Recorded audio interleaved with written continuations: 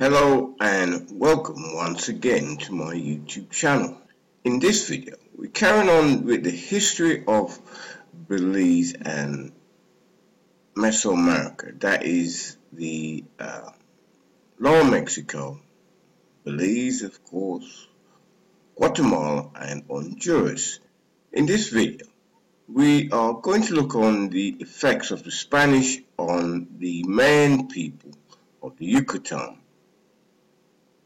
and surrounding areas once the Spanish had landed and started their occupation and subsequent enslavement of the Mayan people. Now, before I go on, I'd like to thank all my friends and subscribers for joining me again today. Now, I must say that if you do like what you hear, please hit the subscribe button. And if you have anything to add to the story, please leave a comment. The effects of the Spanish invasion of Mexico, Honduras, Guatemala, and eventually the Yucatan, including Belize, was devastating to the Mayan economy. The economy had been based on long-distance trading. In the early 1500s, the Mayan commercial centers ringed the Yucatan Peninsula and Putan Maya or Chontal Maya around Campeche on the Gulf of Mexico were considered the Phoenician traders of the New World.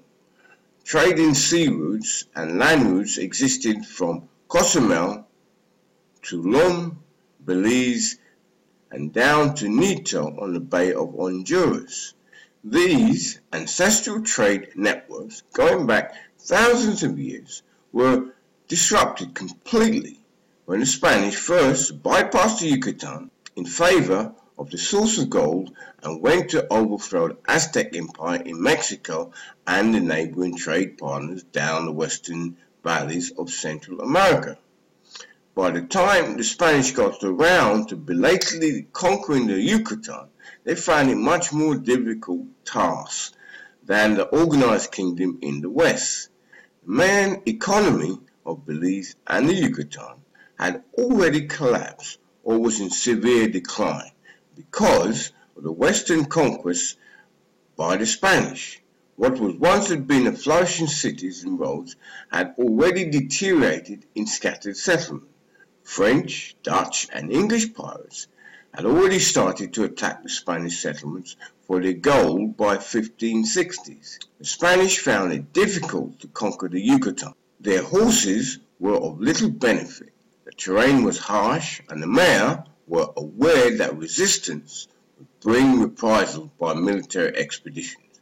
The Mayan thus found it more prudent as a policy to feign submission than to relocate to other settlements as they've done in the past, or to go along with Spanish customs and missionaries where it could not be avoided and return to their own government and religious beliefs when the interlopers departed.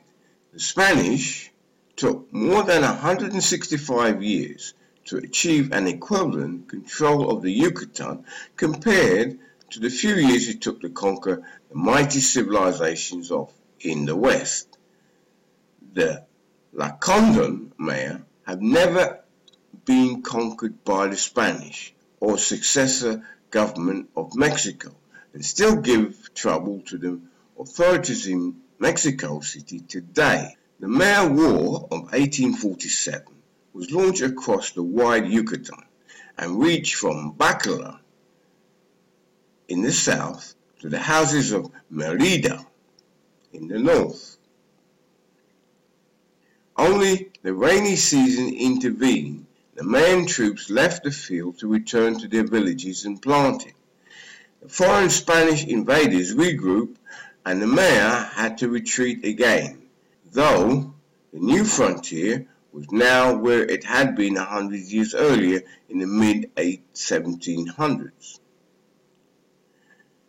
The state of affairs continued for another 50 years. The many wars between the Mexican government and the Maya over the centuries wasn't officially over until 1969, with the death of the chief of Cruzlob town of Champon and the last of the caste war leaders. This castle lasted 122 years when a new council of Mayan elected not to attack their own crew invading their territory because they could not get modern carbines to fight with. So I'm going to end it there for today on our journey through Mayan history and Mesoamerica, and thank you once again for joining me. I hope you like what you hear. If you have any questions or on so forth on the